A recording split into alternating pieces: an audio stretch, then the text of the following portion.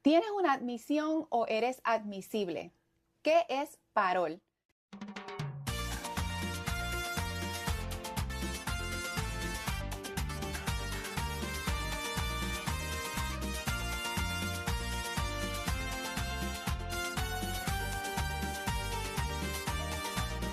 Inmigración para Latinos, un programa para nuestra comunidad.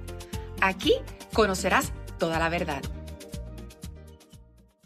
Bienvenidos a este nuevo programa, el programa favorito de nuestra comunidad para aprender sobre temas migratorios. Cuentan con Mayra Millán, oficial adjudicadora retirada de USCIS de la Agencia de Inmigración, Ileana Rivera, abogada de inmigración con oficinas en Immigration Universe Attorneys en Orlando. Y en el día de hoy le vamos a explicar un poquito sobre un concepto que para algunas personas es extraño, pero se lo vamos a desmenuzar sencillo. Es confuso. Y se llama parol.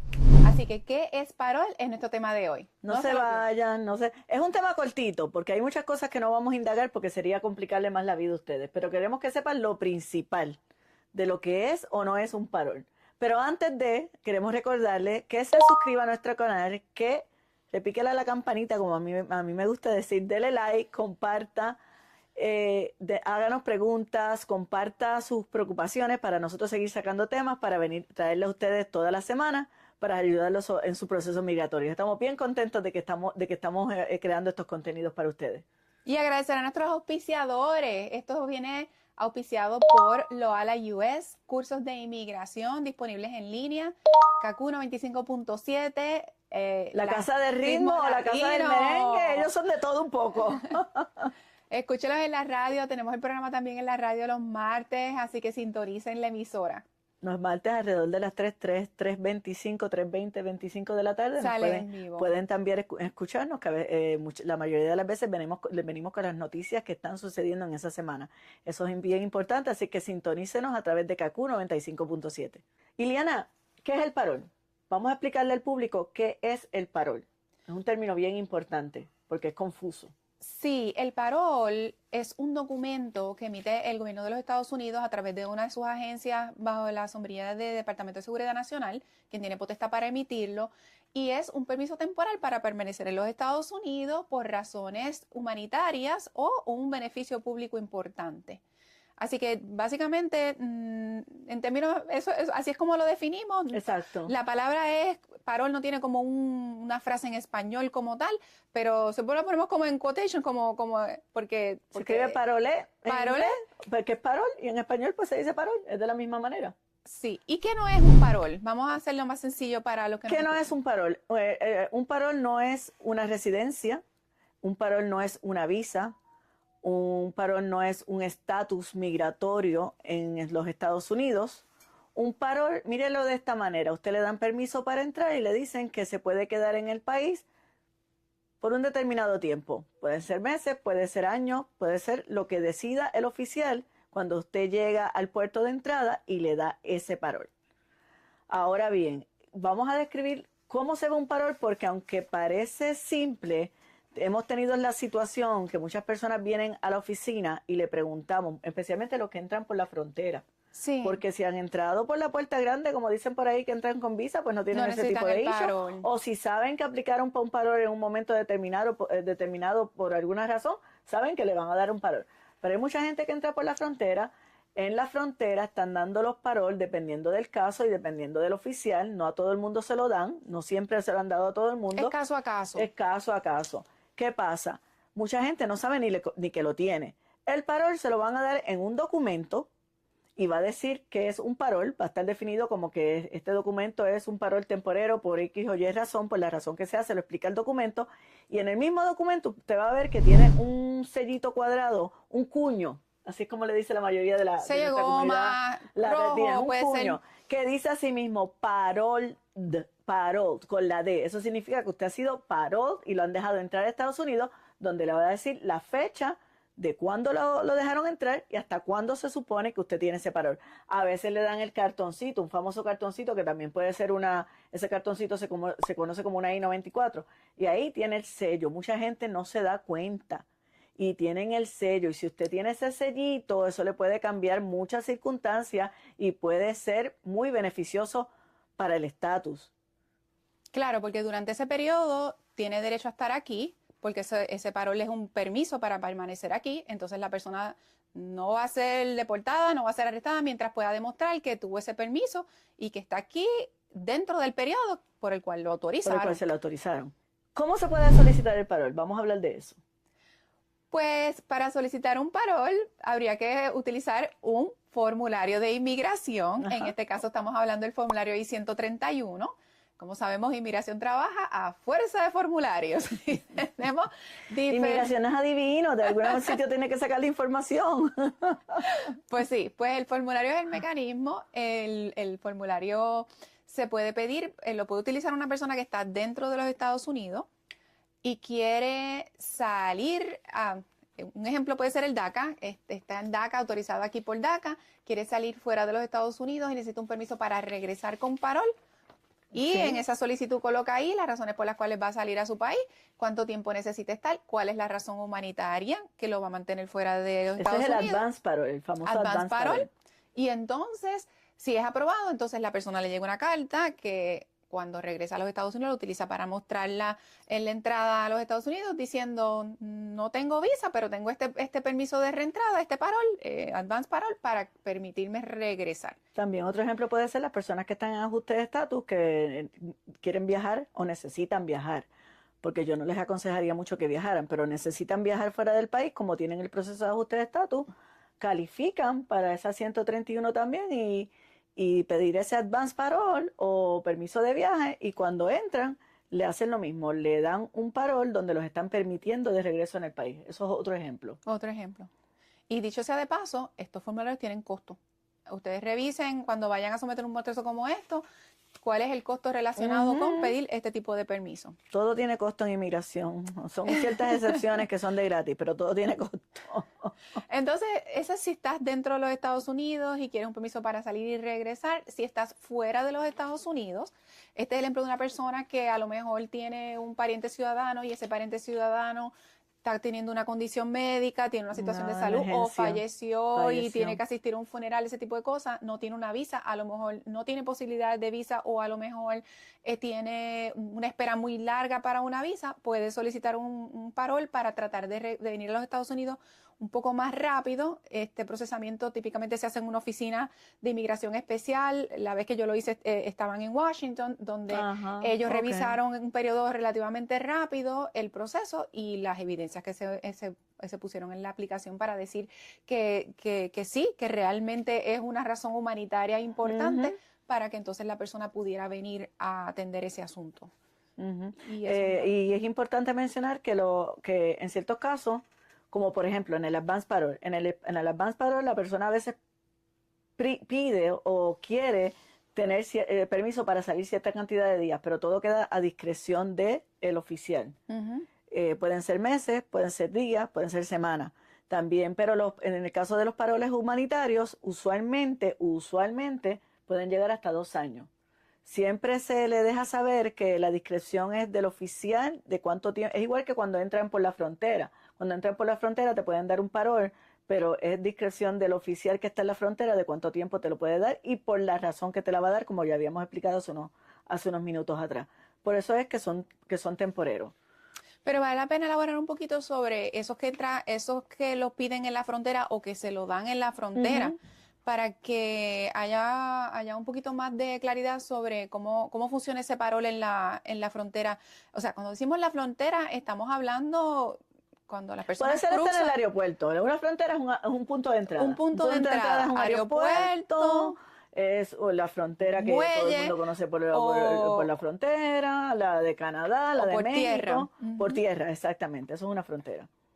Entonces, ¿Y en qué consiste entonces ese encuentro de una persona extranjera en esa frontera con un oficial de CBP, de Customs and Border Protection, que o pide un parol, llega y dice quiero pedir parol? El caso de los cubanos, por ejemplo, que había la oportunidad del programa de pie seco y pie mojado, que inmediatamente que entraban y tocaban tierra, automáticamente le tocaba un parol. Ya lamentablemente eso no existe.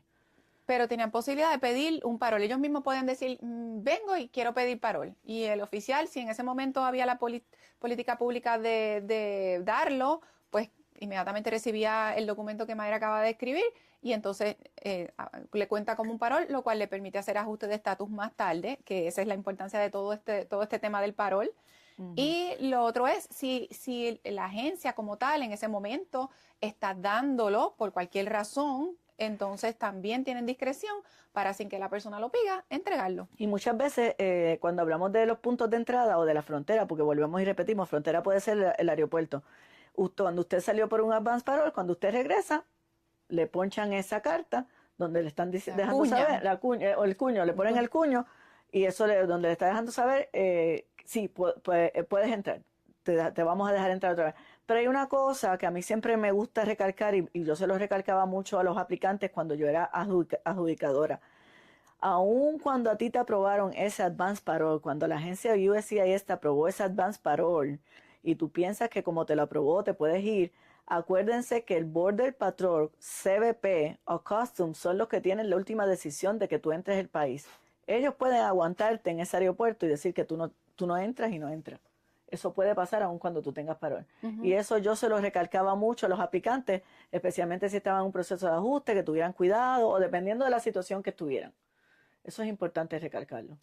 Así que vamos a hablar de por qué es que es importante tener un parol.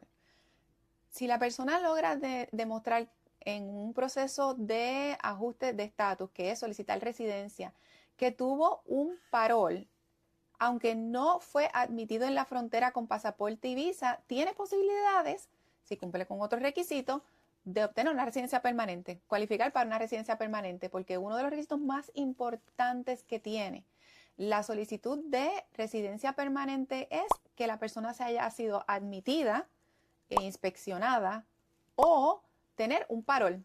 Así que de la manera más fácil que le podemos decir es, si usted tiene ese papel que dice que usted es parol, que tiene parol y está bajo la sección de la ley de la INA, del Immigration and Naturalization Act, la sección 212 D5A, entonces usted automáticamente tiene la posibilidad de obtener una residencia permanente. Y es importante que hayas mencionado la sección de la ley INA o INA 212 D5A, porque ese es el parol que te permite ajustar estatus bajo esas circunstancias, porque sí hay otros tipos de parol que no permiten ajustar el estatus, que se obtienen por otros propósitos. Muchas veces ese tipo de parol que no te permite ajustar el estatus es porque el gobierno te permitió quedarte aquí porque ello era para beneficio público, porque tú tenías que pasar por un proceso legal. Entonces esa es la buena noticia. Lo que le queremos decir es que una persona que llegó a los Estados Unidos por la frontera, no trajo su pasaporte, no trajo su visa, si obtiene un parol, tiene manera de obtener una residencia permanente. Evidentemente hay muchos más requisitos que eso, claro, pero ese papel es clave en un proceso de ajuste de estatus que significa un proceso de solicitud de green card o residencia permanente. Y eso nos lleva al tema que dijimos al principio, admisión o admisible. ¿Tienes admisión o eres admisible? Porque son temas bien similares, son dos palabras que se parecen en cantidad, pero no significan lo mismo. Eso es bien importante y por eso es que llevan a lo que es el parol. Una admisión, ¿qué es una admisión? Una visa, una residencia, una entrada legal por permiso por alguna solicitud de trabajo, al fin y al cabo que te conviertas en ciudadano y entres bajo todas las de la ley.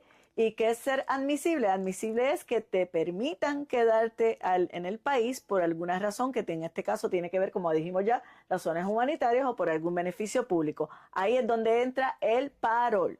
Por eso que queríamos explicar lo que era la diferencia entre lo que es una admisión y ser admisible. Son dos cosas poder diferentes. Hacer ajustes. Exactamente. Que la ley te permita ser ajustado de la manera como hayas entrado a una residencia. Y de eso trata, señores. Lo más importante aquí que las personas que son extranjeras quieren, ¿qué cosa es? Ser residentes permanentes. Y luego, pues, como hemos hablado en otros programas, llegar a la ciudadanía, que ya es el último filtro. Pero lo más deseado de una persona extranjera que quiere vivir y permanecer en los Estados Unidos es obtener una residencia permanente, porque esa es la forma de poder quedarse aquí en los Estados Unidos de manera autorizada, tener permiso de trabajo, poder viajar, tener su seguro social, todos los beneficios que la residencia permanente trae es lo más deseado. ¿Puedes tener permiso de trabajo con un parol? Depende. Hay unos casos que sí, hay unos casos que no. Por ejemplo, cuando son paroles humanitarios, la mayoría de las veces pues, hay unos casos en que sí pueden pedir un permiso de trabajo. Pero ¿tú conoces Ujú. alguno de los casos en que se puede pedir permiso de trabajo con un parol?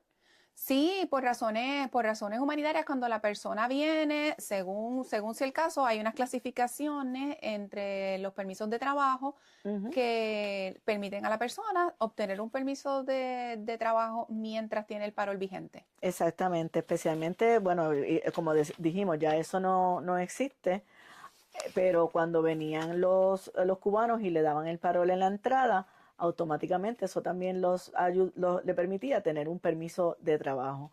Otro permiso, otro parol, discúlpeme, que le permite tener un permiso de trabajo, que lo tenemos que mencionar, es el parol in place. Ah, parol Tenemos que in hablar place del es parol muy in place, importante. especialmente cuando es el military parol in place. Eso es otro tipo de parol que lo puede ayudar a ajustar su estatus en este país en algún momento. Y de eso haremos un programa completo, porque Ok, eso es un tema bien interesante y pero beneficioso. sí, es muy bueno, pero eso es otro parol que te permite tener permiso de trabajo. No todos te lo permiten, esa es la realidad. No todos te lo permiten. Por eso es que es Hay que ver caso a importante, que es caso caso. a caso, y por eso es que es importante que cada proceso que usted haga se oriente con un abogado. Si al fin y al cabo decide hacer el proceso de otra manera, tan siquiera oriéntese. La Claro. orientación vale la pena perder un poco de dinero en una orientación a perder una cantidad grande por una negación, por no haber seguido las instrucciones y no Que es haberse una orientado. inversión, o sea, una Claro, consulta de orientación y de análisis de caso es una inversión en su futuro porque usted tiene que saber si realmente cualifica o no cualifica, para qué cualifica. Entonces, no menosprecie lo que es una orientación con una consulta profunda donde un abogado se siente a mirar sus documentos. Si el abogado no está mirando sus documentos, entonces eso no tiene valor. Si el abogado se está dejando llevar por la mejor apreciación de su recuerdo de lo que ocurrió años atrás, eso no es una consulta, eso es una orientación general. exactamente. Pero Por eso es que no debe de llamar a nosotros, llamarnos al 407-818-1244. Y una cosa, hay que recordarle a la audiencia que nosotros damos servicio no solamente en donde residimos, nosotros estamos residiendo en el estado de la Florida, para los que no sabían, somos de la Florida, pero nosotros damos servicio a todos Estados Unidos, inclusive fuera de Estados Unidos. bueno, con esto yo creo que hemos cubierto todas las partes de este programa. Espero Ujú. que hayan podido aprender un poco sobre este concepto que es parol y cuán beneficioso puede ser para las personas no nacidas en los Estados Unidos. Queremos dar las gracias nuevamente a todos nuestros seguidores. Por favor, continúan compartiendo esta información. Repíquele la campanita, como dice Mayra. Pongan Suscríbase, comparta, por favor, suscríbase. pongan sus Y qué bueno comentarios. que están prestando la atención a los videos, qué bueno que los están siguiendo, qué bueno que se están sintonizando. Esto es un tema importante porque el parol es un término que mucha gente lo confunde, no Es lo confuso. entiende. Y es importante porque lamentablemente el parol te puede llevar a una residencia y a un futuro, pero depende de cuál es y de cómo lo obtengas. Gracias por la sintonía, nos vemos en el próximo episodio y gracias por el apoyo que nos han dado en todas estas semanas que llevamos al aire. Cuídense. Cuídense mucho.